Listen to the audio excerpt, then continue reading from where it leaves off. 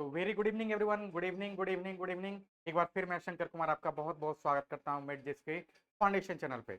आपको जैसा कि पता होगा कि हम अपने इस सेशन में क्या बात कर रहे हैं, एसएसटी के अंदर जो आपका दूसरा चैप्टर होता है हिस्ट्री का, socialism in Europe and Russian revolution, अभी वो हमारा डिस्कशन का टॉपिक है। अभी हम इसी को कंटिन्यू कर रहे हैं। ऑलरेडी हमने कुछ एक सेशंस ले रखे हैं जहाँ पे इसके बारे में हमने बहुत सारी चीजें देख रखी हैं, पढ़ रखी हैं। ये सारे कंटेंट थे जो अब तक हमने पढ़ रखे हैं, राइट। फ्रेंच रिवोल्यूशन का जो आउटकम्स था उसमें से एक था सोशलिज्म। आपको पता है कि हमारे यूरोप के स्पेशली रसिया से कनेक्टेड है, ठीक है। सोसाइटी ऑफ यूरोप की हम बात करेंगे जहां पे कंजर्वेटिव्स, रेडिकल्स और लिबरल्स काइंड ऑफ डिवीजन हमने देख रखा है। रसिया की बात करते तो यूरोप और एशिया, जैसा कि आप सभी को पता है, दोनों कंट्रीज, दोनों कॉन्टिनेंट में हमारा रसिया का एग्जिस्टेंस है और इसीलिए हम रसिया को यूरेशिया भी बोलते हैं, राइट। तो अगर बात करें इसे फ्रेंच रिवोल्यूशन से कनेक्ट करने की, तो यहाँ पे आप देखेंगे सोशलिज्म दोनों रसिया और फ्रेंच में फ्रेंच रिवोल्यूशन के दौरान वो कॉमन ग्राउंड हो जाएगा हमारा, राइट। तो रेन ऑफ टेरर का जो पार्ट था जहां पे हमने देखा है फ्रेंच रिवोल्यूशन के दौरान वहां पे एक्सट्रीम सोशलिज्म प्रैक्टिस किया जा रहा था, एक्सेसिव सोशलिज्म प्रैक्टिस किया जा रहा था। और वही थोड़ा सा आगे चल के क्या हो जाएगा, सोशलिज्म का मेन थीम बनेगा और वो डिजायर बन जाएगा। और जहां पे specially eastern European countries like Poland, Russia, ये सारे कंट्रीज में सोशलिज्म का काफी बड़ा वहां पे क्रेज होगा, ठीक है। अब आगे बढ़ते हैं। तो हमने बात की थी सोशलिज्म और कैपिटलिज्म के बीच के डिफरेंस की। इन शॉर्ट अगर बात करें तो socialism is just nothing but no accumulation of wealth, capitalism is there should be an accumulation of wealth. तो ऐसे केसेस में हम ये डिफरेंशिएशन देख रखे थे। थोड़ा सा सोशलिज्म की बात करते हैं तो यहाँ पे जो भी सर्विसेज होती हैं, food, shelter, clothes, education, health, money etcetera, ये सारे जो जरूरत होती है, मनी को छोड़ के बाकी सारे जो हमारी जरूरत होती है गवर्नमेंट के द्वारा प्रोवाइड कराई जाती है, राइट। तो ये हमारे लिए बेसिक इंफ्रास्ट्रक्चर आता है और बेसिक इंफ्रास्ट्रक्चर सोशलिस्टिक कंट्री में गवर्नमेंट के द्वारा मेंटेन की जाती है। आगे बढ़ने से पहले मैं थोड़ा सा आपके सामने एक बार फिर से मैं ये बता दूं कि ये रिकॉर्डेड सेशन है, I am so sorry for that. Usually मैं लाइव आता हूं, कल के बाद फिर से आप देखेंगे हमारे सेशंस लाइव ही रहेंगे, बट अनफॉर्चुनेटली आज का सेशन मैं लाइव नहीं दे पा रहा हूं। मैं रिकॉर्डेड वीडियो लेके आ रहा हूं और मैं इसे शॉर्ट रखने की कोशिश करूंगा ताकि आप बोर ना हो। कोशिश करूंगा मैं 30 से 35 मिनट्स के अंदर ही पूरे सेशन को जितना भी टॉपिक कवर कर पाता हूं उतना ही मैं आपके पास रखूं, ताकि आप बाद में ये ना कहें कि ज्यादा टॉपिक हमारा रिकॉर्डेड क्लास में ही कवर हो गया, राइट। ये सारी चीजें हमने देख रखी है। फिर आगे बढ़ते हैं आप, तो यहाँ पे देखेंगे ये सारे हमारे क्या हैं, मेजर इंफ्रास्ट्रक्चर हो जाते हैं। और इसे सोशलिस्टिक कंट्री में किन के द्वारा प्रोवाइड करनी होती है, गवर्नमेंट के द्वारा प्रोवाइड करनी होती है। थोड़ा सा और आगे बढ़ते हो तो आप देखेंगे कंटेम्प्रेरी इकोनॉमीज, वर्ल्ड वाइड जितने भी कंट्रीज है वहां पे किस तरह के इकोनॉमीज आप देखेंगे प्रैक्टिस किए जाते हैं। फर्स्ट वर्ल्ड कंट्रीज ये वो कंट्रीज है जहां पे आप कैपिटलिज्म देखेंगे प्रैक्टिस होते हुए। सेकेंड वर्ल्ड कंट्रीज ये वो कंट्रीज है जहां पे आप सोशलिज्म देखेंगे प्रैक्टिस होते हुए, कंट्रीज लाइक यूएसएसआर और चाइना। और थर्ड वर्ल्ड कंट्री ये वो डेवलपिंग कंट्रीज है जहां पे आप देखेंगे वो फॉलो करते दोनों का मिक्सअप, जहां पे हमारे पास फर्स्ट वर्ल्ड और सेकेंड वर्ल्ड के कैपिटलिज्म और सोशलिज्म का मिक्सअप फॉलो होता है based on the situation. India के केस में भी हम बात करेंगे क्लास 10th में, ये चेंज होगा आफ्टर 1992 जब हमारे पास बैलेंस ऑफ पेमेंट क्राइसिस होगी, राइट। आगे हम इसका डिस्कशन करेंगे। ये है रशियन रेवोल्यूशन का पूरा क्रोनोलॉजी, एक एक करके सारी चीजें यहाँ पे आ जाएगी, ठीक है। अब बात करते हैं हम सोसाइटी का। रसिया, जैसा कि आपको पता है कि वो यूरोप का पार्ट था, स्पेशली ईस्टर्न यूरोप की बात करते हैं तो वहां पे आप रसिया देखेंगे। और जब भी हम बात करेंगे यूरोप की, यहाँ पे आपको मान के चलना है कि हम बात करें सारे यूरोप इंक्लूडिंग रसिया। साथ साथ अगर देखें यूरोप की अगर सोसाइटी का डिवीजन, तो आप देखेंगे वहां पे ये बटा हुआ था कंजर्वेटिव्स, लिबरल्स और रेडिकल्स में।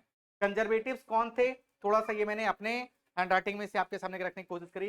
ये कंजर्वेटिव्स वो लोग थे जो कि चेंजेस पसंद नहीं करते थे। ये लोग थे नोबल्स, किंग्स, और ऐसे केसेस में अगर आप देख रहे हो तो ये बिल्कुल भी पसंद नहीं करते थे कि यहाँ पे इनके सामने कुछ नया चेंजेस इंट्रोड्यूस किया जाए, ठीक है। आगे बढ़ते हो आप, तो आप क्या देखेंगे, यहाँ पे हमारे पास लिबरल्स आ जाते हैं। लिबरल्स का बोलना था कि हम प्रमोट करते हैं डेमोक्रेसी, मोनार्की को हटा के डेमोक्रेसी लानी चाहिए, सेक्युलर कंट्री होना चाहिए जहां पे सभी धर्मों को बराबर तवज्जो, वैल्यू, रिस्पेक्ट देना होगा, इक्वल ट्रीटमेंट देना होगा।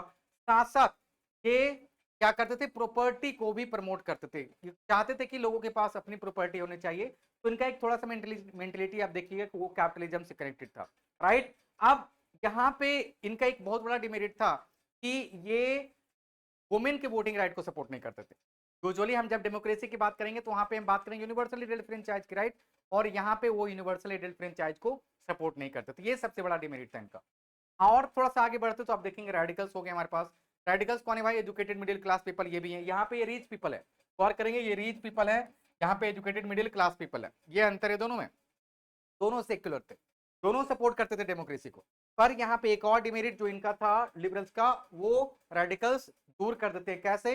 जहां पे हम बात करते हैं कि वुमेन राइट यहाँ पे नहीं दी जाएगी इनके अनुसार, लिबरल्स के अनुसार, रेडिकल्स बोलते हैं कि भाई हम बात करते हैं डेमोक्रेसी की, जहां पे जो भी उस कंट्री के सिटीजन है सभी को हम क्या देंगे? इक्वल राइट देंगे। And this is all associated with what? Coming of suffragette movement, right, जहां पे वुमेन महिलाओं ने अपने वुमेन पॉलिटिकल राइट्स की डिमांड की थी, अपने जो उनके वोटिंग राइट है उसकी डिमांड की थी, और फाइनली वो सक्सेसफुल होते हैं, और वो जो उनकी डिमांड थी वो फाइनली जाके पूरी भी, right.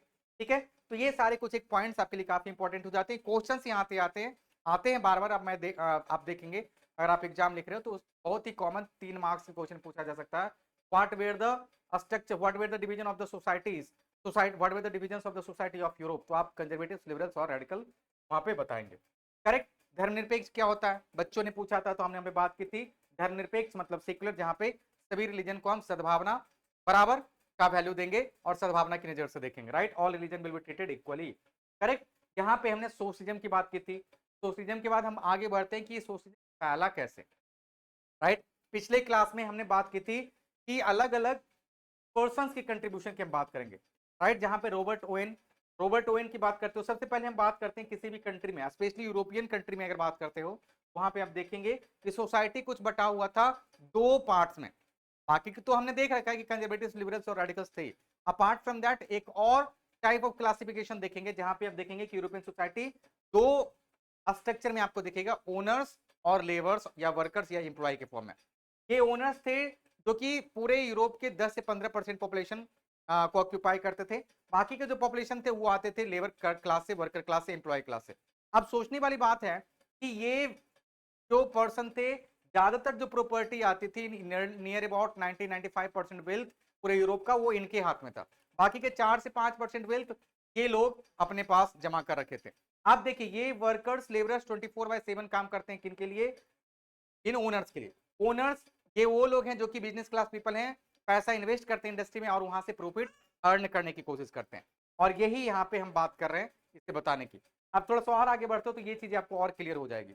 Industrialist people were rich, they were the owner of industry, they were capitalist, और ये क्या करते हैं? पॉपुलेशन इनकी देखते हो तो 10 से 15% यूरोप का पॉपुलेशन यहाँ से आ जाएगा। They were occupying nearly 80% of total wealth of the nation. पूरे कंट्री का, पूरे वर्ल्ड का अगर देखते हो तो 80% का जो वेल्थ होता है वो इन 10 से 15% लोगों के हाथ में थी। अब बताइए सरप्राइज वाली बात है कि नहीं, है ना? करेक्ट। अब ठीक इसका उल्टा देखते हैं आप। पुअर लोग ये थे, कौन थे भाई? वर्कर क्लास पीपल थे, लेबर क्लास पीपल थे। ये वर्क करते थे किन के लिए? काम करते थे इंडस्ट्रियलिस्ट लोगों के लिए। इनकी बात करते हो आप तो ये एक्सप्लॉइट किए जा रहे थे किनके द्वारा? इन इंडस्ट्रियलिस्ट के द्वारा। क्यों? क्योंकि 24/7 मतलब घंटे, मतलब दिन में आप मान लो कि 18 घंटे 20 घंटे आपको बोले जा रहा है कि काम करो। अब बताइए ऐसे केस में आपका समझिए कि पर्सनल ग्रोथ क्या होगा? आपके पास क्वालिटी टाइम कहाँ है अपनी फैमिली के लिए? नहीं है ना। तो आप इतना मेहनत कर रहे हो और आपको क्या मिल रहा है? चंद rupees in the form of salary और वेजेस, राइट। वो भी आपके जो नीड्स हैं उसे फुलफिल नहीं कर पाएंगे, राइट। और यही सारे जो काउजेज होंगे जो आप देखेंगे सोसाइटी बटा हुआ है, और वहां पे बटने के बाद बावजूद देखेंगे आप कि जो पुअर लोग हैं उनका कंडीशन दिन ब दिन और भी बदतर होते जा रहा है। और इन्हीं पुअर लोगों के सिचुएशंस को समझते हुए हमारे लिए कुछ आ जाएंगे कौन? पर्संस। कौन आएंगे? पर्संस जो कि पुअर लोगों के हित में कुछ काम करने की कोशिश करेंगे। इन अब चूंकि देखिए ये जो लोग हैं नियरली 80-85% पॉपुलेशन इनके पास है, पर ये सबसे लाइक निचले ओहदे से आते हैं, काफी कम इनका क्या है? इनकम है, और इसलिए ये क्या होते हैं? सोसाइटी के अंदर कमतर आके जाते हैं, राइट। यहाँ पे अगर बात कर रहे हो तो अब उनके बेहतरी के लिए काम की जाएगी, और उसके लिए कौन आगे आएंगे? Robert Owen, Louis Blanc, Karl Marx और फ्रेडरिक एंगल्स। रॉबर्ट ओवेन भाई बात करते हैं तो ये थे कहाँ के? वेल्स मतलब यूके के, United Kingdom of Great Britain. Louis Philippe की बात करते हो तो ये कहाँ के थे भाई? फ्रांस के। कार्ल मार्क्स और फ्रेडरिक एंगल्स दोनों कहाँ के थे? जर्मनी के। अब ये सारे लोग सोशलिस्टिक डेमोक्रेसी को प्रैक्टिस करने की कोशिश करेंगे। अब क्वेश्चन उठता है कि सोशलिस्टिक डेमोक्रेसी क्या होती है? सोशलिस्टिक डेमोक्रेसी क्या होती है?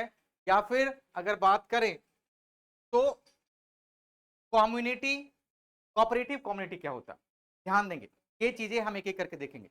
तो सबसे पहले अगर हम बात करें प्रोपेगेटर ऑफ सोशलिज्म, मतलब सोशलिज्म प्रमोट करने वाले लोग कौन कौन से होंगे, तो वो होंगे सबसे पहले रॉबर्ट ओवेन। ऑलरेडी हमने नाम इनका देख रखा है यहाँ पे, इस लिस्ट के सबसे ऊपर है रॉबर्ट ओवेन। ये कौन थे भाई साहब, ये थे ब्रिटेन के वेल्स प्रोविंस के एक टेक्सटाइल मिल के ओनर, मालिक थे, बिजनेसमैन थे। और उस टाइम की जब हम बात कर रहे हैं तो आपको पता होगा कि उस टाइम कंटेम्प्रेरी वर्ल्ड में United Kingdom of Great Britain was seeing it's like total growth and development because of industrialization. पूरा यूरोप में इंडस्ट्रियलाइजेशन आएगा, बट सबसे पहले इंडस्ट्रियलाइजेशन कहाँ पे आएगा, मैनचेस्टर ऑफ यूनाइटेड, वो कहाँ पे भाई, ब्रिटेन में। तो ब्रिटेन में टेक्सटाइल इंडस्ट्री लगाई जाएगी और उसी टेक्सटाइल इंडस्ट्री के एक ओनर थे हमारे कौन, रॉबर्ट ओवेन। ये भाई साहब चले जाते हैं कहाँ पे, चले जाते हैं यूएसए। यूएसए उस टाइम यूनाइटेड नहीं था, अगर आप गौर करें तो यूएसए उस टाइम यूनाइटेड नहीं था। यूएसए में उस टाइम डेमोक्रेसी प्रैक्टिस नहीं की जा रही थी, वो छोटे छोटे प्रोविंसेस में बटा था। और वहां पे अगर आप देखते हैं तो ये क्या करते हैं, एक लैंड परचेज करते हैं, ठीक ना, एक लैंड परचेज करते कहाँ पे, इंडियाना यूएसए में। और उसका क्या नाम था उस लैंड का, हार्मनी। मैंने यहाँ पे सैड फेसेस वाला सिंबल रखा है, इससे आपको ये समझना चाहिए कि यहाँ के लोग क्या थे, दुखी, ठीक है ना। अब यहाँ पे जब इन्होंने इस लैंड को परचेज किया तो अब ये क्या करेंगे, वहां पे एक ऐसा कॉन्सेप्ट प्रमोट करेंगे जो कि लोगों के अंदर एक कॉन्फिडेंस लेके आएगा। वहां पे सारे लोग मिलजुल के काम करेंगे और धीरे धीरे करके पूरा सोसाइटी का क्या होगा, ग्रोथ आ जाएगा। और साथ साथ ये जो हार्मोनी है वो ट्रांसफॉर्म हो जाएगा न्यू हार्मोनी में। अब देखिए यहाँ पे ये हैप्पी फेसेस दिख रहे हैं आपको, करेक्ट। तो इससे हमें क्या अंदाजा लगता है कि ये जो ट्रांसफॉर्मेशन आया इसके पीछे की इंग्रेडिएंट्स क्या था भाई, दैट वाज कोऑपरेटिव कम्युनिटी। अब बात आती है यहाँ पे, आपका क्वेश्चन आता है कि भाई कोऑपरेटिव कम्युनिटी क्या होता है। कोऑपरेटिव कम्युनिटी भाई गौर करते हैं आप तो दो वर्ड से मिलकर बना हुआ, कोऑपरेशन, कम्युनिटी मतलब क्या, ग्रुप ऑफ पीपल। तो cooperation among group of people, group of people जहां पे हम बात करते हैं एजुकेशन के सेक्टर में, हेल्थ के सेक्टर में, ट्रांसपोर्टेशन और भी छोटे छोटे जो इंफ्रास्ट्रक्चर के ये जरूरी होते हैं, लाइक वैसे जो कि हम सभी का जरूरत होता है, उन सब में जो जो भी लोग लगे हैं उन्होंने क्या किया, अपने साथ साथ एक दूसरे को भी हेल्प करना स्टार्ट किया। एजुकेशन सभी को मिला, हेल्थ प्रॉपर तरीके से मिला, ट्रांसपोर्टेशन फैसिलिटी सबको मिली। तो ऐसे केसेस में अब क्या हुआ, सभी के लिए वहां पे रिसोर्सेस इक्वल लेवल पे आ गई है और सब लोग उस रिसोर्सेस को प्रॉपर तरीके से यूटिलाइज कर रहा है। अब बात करते हैं कि ये सारे जो इंफ्रास्ट्रक्चर थी वो किसने प्रोवाइड की। तो आप समझिए कि ये लैंड किनके द्वारा परचेज किया गया था, ये जो लैंड है हार्मनी को किनके द्वारा परचेज किया गया था, रॉबर्ट ओवेन। रॉबर्ट ओवेन ने क्या किया, जो भी वहां के लोग थे सभी को बराबर तरीके से रिसोर्स एलोकेट किया। रिसोर्स एलोकेट करने से पहले उन्होंने क्या किया, सभी को प्रॉपर एजुकेशन दिया, proper health facilities, transportation, shelter, जो भी बेसिक जरूरत होती है सभी उन्होंने फुलफिल कर दिया। अब जब गवर्नमेंट उनके मिनिमम नीड्स को फुलफिल कर दे रही है तो उन्हें क्या पैसे की जरूरत है, पैसे की जरूरत अब नहीं आएगी वहां पे, क्योंकि बेसिक नीड्स तो उनकी फुलफिल होगी। अब लोग उससे आगे सोचेंगे, तरक्की करने के लिए सोचेंगे, मेहनत करने के लिए सोचेंगे। तो आप अपॉर्चुनिटीज की बात करेंगे तो वैसे केसेस में धीरे धीरे अगर आपके पास एजुकेशन है तो आप, टेक्नोलॉजी है अगर आपके पास, आप वहां पे जल्दी इंडस्ट्रियलाइजेशन आते हुए देखोगे और आपके पास तरक्की होगी। और यही रीजन बना कि कोऑपरेटिव कम्युनिटी क्या हो गया, प्रमोट करते हुए हार्मोनी को इन्होंने न्यू हार्मोनी में ट्रांसफॉर्म कर दिया, राइट। ये था हमारा कोऑपरेटिव कम्युनिटी का मतलब, करेक्ट। चलिए आगे बढ़ते हैं। तो दूसरे पर्सन थे हमारे पास लुइस ब्लैंक, ये थे एक politician. He was a politician, कहाँ के भाई, फ्रांस के।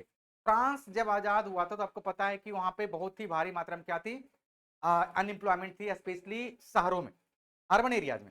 तो लुइस ब्लैंक क्या करते हैं, जब इलेक्शन कैंपेन में बाहर जाते हैं तो था कि जब मैं इलेक्ट होके आऊंगा तो ये सारी जो अनएम्प्लॉयमेंट है, स्पेशली अर्बन एम्प्लॉयमेंट्स हैं, हम क्या करेंगे, खत्म करेंगे। तो ठीक है, लोगों ने उनको उनकी बातों को पसंद किया और उन्हें जिताया और फाइनली वो जीत के आते हैं। जीत के जब आते हैं तो उनकी रिस्पॉन्सिबिलिटी हो जाती है कि जो उन्होंने कमिटमेंट किया उसे वो फुलफिल करें। तो भाई फुलफिल करने के दौरान उन्होंने यहाँ पे भी क्या किया, प्रमोट कोऑपरेटिव कम्युनिटी, करेक्ट। और कोऑपरेटिव कम्युनिटी को प्रमोट करके उन्होंने क्या किया, कैपिटलिस्टिक इंटरप्राइजेज, जो भी कैपिटलिस्टिक इंटरप्राइजेज का मतलब क्या, बड़े बड़े इंडस्ट्रियलिस्ट, वहां पे जो कैपिटलिस्टिक इंटरप्राइज थे उनको उन्होंने क्या किया, कंपीट किया। वहां पे जो रिच पीपल थे वहां पे जो स्किल्स की डिमांड करते थे, और चूंकि अनएम्प्लॉयमेंट के पीछे इन्होंने रिसर्च किया कि रीजन ये है कि लोग क्या है, स्किल्ड नहीं है, लोगों के पास टेक्निकल नो हाउ नहीं है, तो ऐसे केसेस में अगर लोगों को हम टेक्निकल नो हाउ दे दें, नॉलेज दे दें, स्किल्स दे दें, तो धीरे धीरे क्या करेंगे, वो एम्प्लॉयड हो जाएंगे। और अचानक क्या हो जाएगा, पूरे अर्बन एरियाज में जो पुअर हैं, जो अनएम्प्लॉयड लोग हैं, अर्बन अनएम्प्लॉयड हैं, वो क्या हो जाएंगे, एम्प्लॉयड हो जाएंगे। तो वहां पे ये जो दिक्कतें आ रही थी वो हमारा शॉर्ट आउट हो जाएगा। तो ये हमारा कोऑपरेटिव कम्युनिटी का एक छोटा सा एग्जांपल हो, जहां पे आप देखेंगे कि he started providing skills for urban poor, और फाइनली जब उनको जॉब मिल गया तो ऑटोमेटिकली अर्बन पुअर जो पॉवर्टी था वो भी क्या हो जाएगा, खत्म हो जाएगा, और वहां पे एक नया सिस्टम आ जाएगा, that all will be associated with what, prosperity. तो ये दूसरा एग्जांपल था हमारा, लुइस ब्लैंक का हमने एग्जांपल देखा, unemployment was reduced in urban areas, right. चलिए अब आगे बात करते हैं, तो हम बात करेंगे कार्ल मार्क्स और फ्रीडरिक एंगल्स की। ये दोनों मैंने बताया था कि कहां के थे, जर्मनी के। अब गौर कीजिएगा, आपने देखा जर्मनी का स्पेलिंग यहाँ पे गलत है, आर छूट, करेक्ट। अगर आपने गौर किया होगा तो आपको पता होगा कि रसिया और स्पेशली यूरोप, मिडिल यूरोप या फिर ईस्टर्न वेस्टर्न यूरोप की बात करें तो पूरा इंडस्ट्रियलाइजेशन के चपेट में था, और पूरा यूरोप आप देखेंगे काफी बुरे तरीके से रिच और पुअर के बीच में बटा हुआ था। अब जरूरत आ जाती थी, और चूंकि majority of the population they were coming from poor classes, तो के लिए कौन क्या करेगा, राइट। तो कार्ल मार्क्स, फ्रेडरिक एंगल्स अपनी रिस्पॉन्सिबिलिटी लेते हैं वहां पे। ये खुद एजुकेटेड मिडिल क्लास लोग थे, और ये समझते हैं कि जरूरी है, ये जरूरी हो जाती है कि लोगों को हम क्या करें, जागरूक बनाएं, अवेयरनेस उनके बीच में लेके आए। कैसे कि भाई ये आप लोग हैं जो कि इंडस्ट्री में 24/7 काम करते हैं और लोगों के लिए प्रोडक्ट बनाते हैं। जब आप इतना प्रॉफिट, इतना मेहनत करते हो, तो आपको प्रॉफिट भी तो उसी हिसाब से मिलना चाहिए, आपका जो सैलरी है वो भी तो उसी हिसाब से मिलना चाहिए। 24 घंटा आप काम करते हो, तो वैसे उसी हिसाब से आपको सैलरी भी मिलनी चाहिए, ये क्यों नहीं मिल रहा। ये बात लोगों को बताते हैं, और वो कहते हैं कि since these poor people are the people who are working day and night through out the day for making things productive, so this should be their right to share most of the profit which is coming from the product, right. तो ऐसे cases में लोगों को जागरूकता मिलती है कि property should be socially controlled. अब एक हाथ में प्रॉपर्टी नहीं रहेगा, जो अमीर है, जो गरीब है, उनके बीच की खाई हमें पाटनी है, ब्रिज करनी। और कब हो पाएगा भाई, तब हो पाएगा जब आप क्या करेंगे, अमीर और गरीब दोनों को इक्वल अपॉर्चुनिटी देंगे। और वो तब हो पाएगा जब एक उसके ऊपर क्या बने, बैठा रहेगा, गवर्नमेंट बैठा रहेगा, एक अथॉरिटी बैठी रहेगी जो कि 24/7 ऑब्जर्व करेगी कि कौन वहां पे किस तरह का, किसी तरह का कोई मैनिपुलेशन या फिर कोई लाइक मिस्चीवियस काम तो नहीं कर रहा।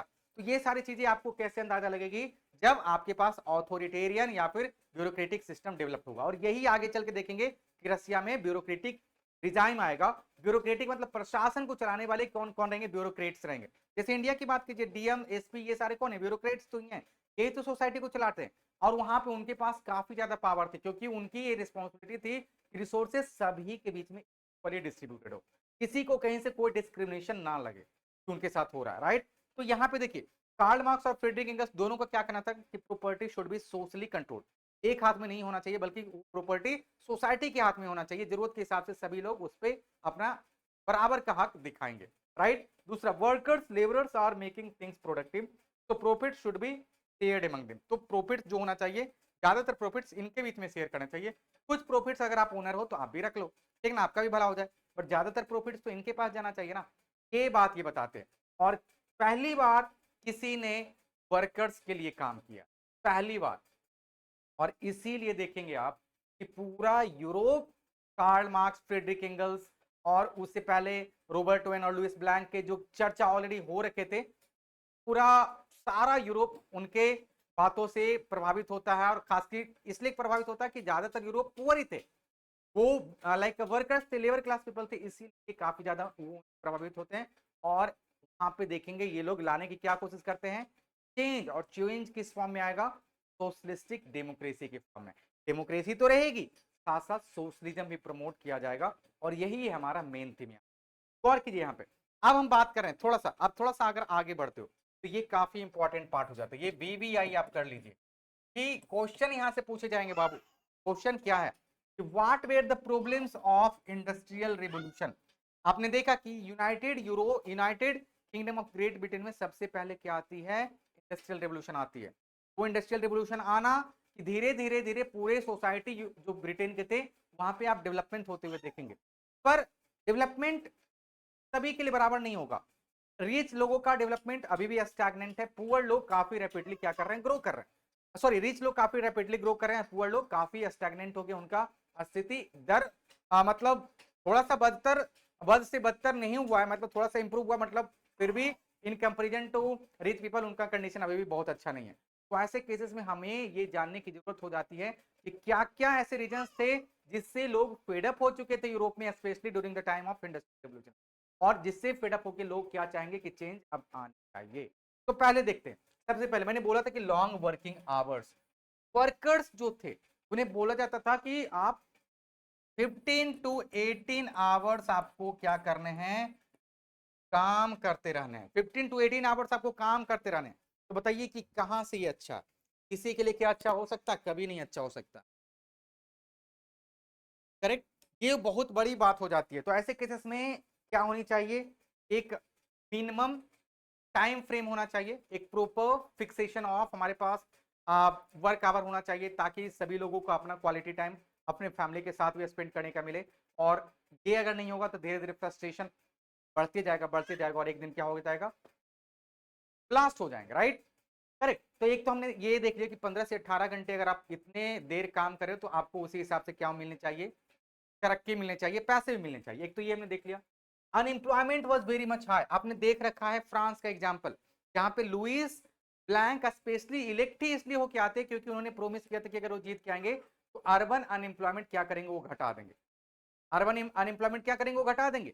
और इसीलिए देखिए ये काफी इंपॉर्टेंट पार्ट हो जाता, अर्बन एम्प्लॉयमेंट काफी इंपॉर्टेंट पार्ट हो जाता। तो ये चीज ध्यान रखेंगे। एक तो ये पहला तो ये आपने देखा, दूसरा आपने ये देख लिया, दूसरा ये प्रॉब्लम था। तीसरा प्रॉब्लम क्या था भाई, सैनिटेशन। तीसरा प्रॉब्लम ये था। अब यहां पे देखिए एज ग्रुप, जो वर्कर्स थे वो अलग अलग एज ग्रुप थे, वर्कर्स जो थे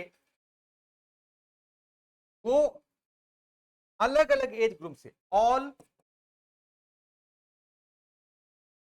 as groups were use to work there, सभी, मतलब चाहे बच्चे हो, बूढ़े हो, मेल हो, फीमेल हो, सभी वहां पे काम कर रहे हैं।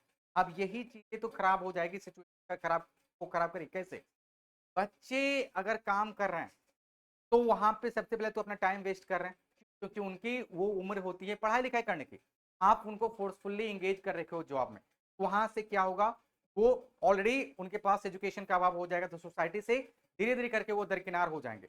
अब दूसरी बात कि अगर बच्चे काम कर रहे हैं तो they are very much vulnerable, क्यों, क्योंकि जहां पे आप देखोगे एक होड़ मचा हुआ है, काम करना है, काम करना है, बहुत सारे लोग काम कर रहे हैं इंडस्ट्री में, जहां पे 24/7 उनके पीछे लोग पड़े हुए कि आपको जबरदस्ती काम करना है, करना है, करना है। वहीं पे घर भी नहीं जा पा रहे हो तो वहीं पे उनके लिए हॉल में डॉर्मेट्री में एक बेड भी लगा दिया गया, उसी पे सो रहे हैं, एक कॉमन बाथरूम है, मतलब अगर 100 लोगों पे एक कॉमन बाथरूम हो तो आप समझ सकते हैं कि क्या कंडीशन, राइट। तो sanitation was very very poor, society का भी वही ऑलमोस्ट स्ट्रक्चर था, कोई देखने वाला नहीं था। तो वहां पे देखेंगे अगर बच्चे काम कर रहे हैं तो उनका कंडीशन क्या होगा, they were very much vulnerable and they were very much prone to get affected by many diseases, और ये काफी अनहेल्दी इन्वायरमेंट पैदा कर रहा था, करेक्ट। तो ये देख लिया आपने, ऑल एज ग्रुप पीपल वहां पे काम कर रहे थे, मेल फीमेल, मेल को थोड़ा सा वहां पे ज्यादा मिल रहा था सैलरी, और वहां पे डिस्क्रिमिनेशन देखेंगे आप महिलाओं के साथ होते हुए, तो ये भी एक बहुत बड़ी बात हो जाती है। फिर हाउसिंग की बात करते हो तो हाउसिंग कंडीशंस भी बहुत ज्यादा बेहतर नहीं थे, उनके पास बहुत ज्यादा बेसिक नीड्स को फुलफिल करने के लिए रिसोर्स थे। तो ये सारी चीजें आप देखेंगे इंडस्ट्रियल रिवोल्यूशन के दौरान आपको काफी ज्यादा चीज देखने को मिलेगी। काम कर रहे हो 15 से 18 घंटे और उनको मिल रहा है क्या, बाबा जी का ठुल्लू, ठीक ना। तो ऐसे केसेस में आपको क्या मिलेगा, कुछ नहीं, फ्रस्ट्रेशन के अलावा आपको कुछ नहीं, ठीक है। तो ये सारी चीजें आप गौर करेंगे, काफी इंपॉर्टेंट हो जाती है, करेक्ट। एक बार फिर से मैं आपको बता दूं, तो दीज आर प्रोबेबल क्वेश्चंस, यहां से आपको प्रोबेबल क्वेश्चंस मैं बता रहा हूं कि ये है क्वेश्चंस आपको देखने को मिलेंगे आपके एग्जाम में। तो प्रॉब्लम्स ऑफ इंडस्ट्रियल रिवोल्यूशन, सबसे पहले लॉन्ग वर्किंग आवर्स, 15 से 18 घंटे आप काम कर रहे हो, अनएम्प्लॉयमेंट बहुत ही हाई है बाबू। उसके बाद सैनिटेशन, जहां पे सभी एज ग्रुप के लोग काम कर रहे हैं, अलग अलग जेंडर के लोग काम कर रहे हैं, मेल फीमेल काम कर रहे हैं, बच्चे काम कर रहे हैं, बूढ़े काम कर रहे हैं, जवान लोग काम कर रहे हैं। और ऐसे केसेस में एक होड़ मची है कि किसी तरीके से सर्वाइवल की बात की जाए, पैसे कमाया जाए, अपने फैमिली को सर्वाइव कराया जाए। तो ये सारी चीजें क्या बचा रखी थी, एक हाई तौबा मचा के रखी थी। लोग वहां पे देखेंगे कि घर जाने के लिए उनके पास फुर्सत नहीं था, डोरमेट्री में रहा करते थे, और उतने 100-150 लोगों पे एक कॉमन टॉयलेट था। तो तो आप समझ सकते हैं कि सैनिटेशन का लेवल क्या होगा। हाइजीन और सैनिटेशन की कोई बात नहीं करता, तो बहुत ही पुअर कंडीशन थी वहां पे इन सभी चीजों। हाउसिंग का भी वही कंडीशन था, और जो इतना मेहनत कर रहा है 15 से 18 घंटा, क्वालिटी टाइम नहीं है उसके पास, और ऊपर से इतना हाइजीनिक अनहाइजीनिक सिचुएशन है, लाइक अनहाइजीनिक कंडीशन है जहाँ पे वो काम कर रहे हैं। तो सबसे सबके बाद आप देखेंगे एक और उनके पास प्रॉब्लम है, उनके सामने खड़ा है, वो है पुअर वेजेज। इतना मेहनत करने के बाद भी आपको क्या मिले? चंद रुपए मिले, जो कि आपके सर्वाइवल के लिए, आपके फैमिली के सर्वाइवल के लिए नहीं सही है, लाइक इनफ नहीं है। तो आप बताइए कि क्या आपको लगता है कि कितने दिनों तक ये सारी चीजें, ये पुअर लोग अपने कंधों पे बोझ लेके आगे बढ़ते रहेंगे? बहुत ज्यादा दिनों तक ये नहीं, सब नहीं चलने वाला। और यही आगे चल के ये सारे लोग इन सभी चीजों को जब समझ लेंगे तो पता चलेगा कि चेंजेस इंट्रोड्यूस हो जाएंगे। करेक्ट। तो ये सारे सिचुएशंस आप देखेंगे, ये थे पूरे यूरोप में। मैं सिर्फ एक पार्ट की नहीं बात करूं, मैं सिर्फ रशिया की नहीं बात करूं, मैं पूरे यूरोप की बात करूंगा जहां पे ये सारी चीजें आपको दिखेगी काफी प्रिवाइलेंट। ठीक है, हाँ मैं करूंगा, नोट करूंगी। चलिए ठीक है, इसके बाद अगर हम बात करते हैं, those men and women who wanted their living conditions improved rallied around liberals and radicals group। अब देखिए, ये सारे बेसिकली पुअर लोग हैं, गरीब लोग हैं, और इनके बेहतरी के लिए अब आवाजें उठने लगी है। Louis Blanc, Frederick Engels, Karl Marx और रॉबर्ट ओवेन, ये सारे लोगों ने ऑलरेडी प्रूफ कर दिया है भाई कि अब जरूरत आ गई है कि सोसाइटी में चेंजेस आनी चाहिए। जो डोमिनेंस है हमारे रिच लोगों का सोसाइटी के ऊपर, अब वो हटनी चाहिए। रिसोर्सेस अब एक हाथ में कंसंट्रेटेड नहीं रहेगी, वेल्थ एक हाथ में कंसंट्रेटेड नहीं रहेगी, वो होगा सभी के लिए इक्वली डिस्ट्रीब्यूटेड। तो ये सारी चीजें जब लोगों को धीरे धीरे पता चलने लगी, तो उन्हें समझ में आ गया कि भाई अब चेंज तो आनी चाहिए, चेंजेज आनी चाहिए। और यहां पे देख सकते हैं कि ये अब क्या करेंगे, लिबरल्स और रेडिकल्स के आगे पीछे ये कॉमन लोग, पुअर लोग मंडराने लगेंगे, घूमने लगेंगे। राइट, क्योंकि मैंने बताया था कि लिबरल्स और radicals they were secular and they were the promoter of democracy. हाँ, थोड़ा सा डिमेरिट्स था लिबरल्स के साथ, जहां पे वो वुमेन के वोटिंग राइट की बात नहीं करते थे, वो थोड़ा सा कैपिटलिस्टिक अप्रोच अभी भी रखे हुए थे, बट फिर भी वो क्या थे, लिबरल्स थे, समझते थे सिचुएशंस को, और जो आम लोग थे, गरीब लोग थे, उनकी वो बात करते थे, और वहां पे उनके लिए वो कुछ करने की कोशिश करते थे, कुछ जज्बा था उनके अंदर। तो इसीलिए देखेंगे कि लोग अब क्या कर रहे हैं, लिबरल्स और रेडिकल्स के आगे पीछे मंडरा रहे हैं। ध्यान रखेंगे, they are rallied around liberals and radicals। Correct. अब बात करते हैं, the nationalists, the liberals and the radicals wanted to end the monarchy। सभी का एक क्या कॉमन गोल था कि भाई डेमोक्रेसी आनी चाहिए, मोनार्की हटनी चाहिए। डेमोक्रेसी भी किस तरह का, जो प्रमोट करे क्या, इगालिटेरियन सोसाइटी, इगालिटेरियन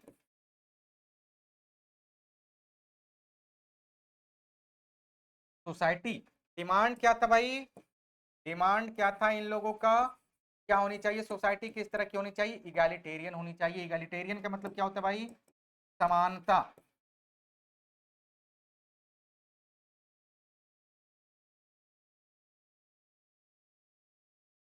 समानतावादी समाज होना चाहिए। समानतावादी मतलब किस बेसिस पे, किस चीज में आपको समानता दिखनी चाहिए, जेंडर, रिलीजन, मनी, ये सारी चीजें अब काफी अच्छे तरीके से लोगों के बीच में प्रमोट होने लगी। जेंडर के बेसिस पे महिलाओं को अपनी उनकी राइट्स मिलनी चाहिए। रिलीजन के बेसिस पे आपने देखा कि सभी लोग अब चाहते थे कि सभी लोग धर्मों के लोगों को इक्वल ट्रीटमेंट दिया, तो हमने बात की थी सेक्युलरिज्म की। मनी, अब ये मनी जब हम बात करेंगे सभी के बीच में इक्वल तरीके से डिस्ट्रीब्यूट हो, एलोकेट हो, that is associated with what, socialism. Right, I hope ये सारी चीजें आपको समझ में आ रही होगी। तो ये एगालिटेरियन सोसाइटी का जो डिमांड था, अब काफी अच्छे तरीके से लोगों के बीच में पहुंच रहा था, और धीरे धीरे यही सारी चीजें क्या बनेगी, रीजन बनेगी सोसाइटी में चेंजेस लाने की। करेक्ट। चलिए अब थोड़ा सा यहाँ पे देखिए, अब यहाँ पे हम बात करेंगे ऑटोक्रेसी की, गौर करेंगे थोड़ा सा। क्या है भाई, ये है हमारा ऑटोक्रेसी, गौर करेंगे यहाँ पे। हाँ, करेक्ट। हाँ, autocracy the rule by the king with absolute power. अब थोड़ा सा आपको पता है कि हम बात कर रहे हैं, यहाँ पे हम बात कर रहे हैं, पिछले स्लाइड के ऊपर अगर हम जाएं, तो हम बात कर रहे हैं यहाँ पे ट्रांजिशन,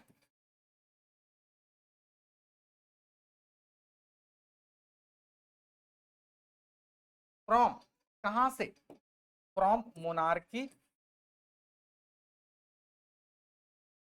फ्रॉम ऑटोक्रेसी,